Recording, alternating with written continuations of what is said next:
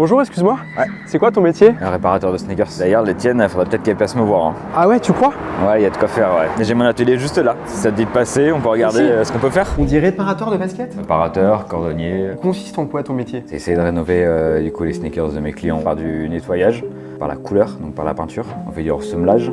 Quand on a des recollages à l'avant, Ah, c'est pour recoller la semelle ça. pour recoller la semelle entre autres, on peut faire aussi de la couture. On descend le pied, comme ça, on vient coudre en tournant le volant sur chaque petit trou des anciennes coutures. Tu peux faire vivre une basket combien de temps grâce à ton métier de réparateur? Je sais que ma réparation va durer 10-15 ans. C'est énorme. Ouais, carrément. C'est quoi la connaissance la plus marquante dans ton métier? J'ai vu que des semelles en fait se désagrégeaient et en fait devenaient du crumble. si tu Ah veux. ouais. Et c'est quand même assez impressionnant de les voir jamais portés et on voit que toute la partie intermédiaire de la semelle devient vraiment poussière. C'est quoi l'outil le plus important pour un cordonnier? C'est le tranché, donc ça te permet en fait de désépaissir le cuir. Après t'as la gomme crêpe, ça sert énormément. Donc ça Ça t'enlève va quoi, toutes toi les traces de colle, les fils qui dépassent, toutes les petites impuretés. T'arrives à réparer combien de paires par jour? Je peux en réparer qu'une seule, comme une dizaine. Ça dépend de la Ça réparation dépend vraiment en fait. du type de la réparation. Est-ce que t'as une anecdote insolite? Je peux te dire la paire la plus chère que j'ai réparée. Il n'y en a eu que 9 dans le monde et coûtait 9000 €. Qu'est-ce que tu recommandes comme formation à une personne qui aimerait faire ton métier? Mon CAP de cordonnier, mon CAP de boîtier, pour connaître la structure de comment est fabriqué et comment on peut réparer une basket. Mais il y a aussi un côté passion et qui me permet de connaître les histoires et les années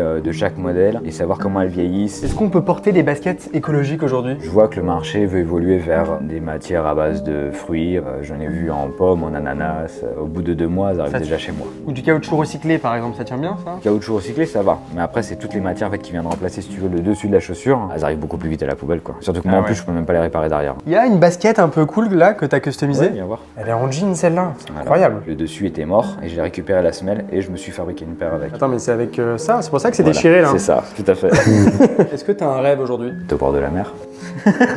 De réparer des baskets au bord de la mer? Ouais, ça serait un kiff. Un mot de la fin David? Les sneakers, ça se répare. On t'a entendu? N'hésite pas à nous dire en commentaire si ce métier t'a inspiré et abonne-toi.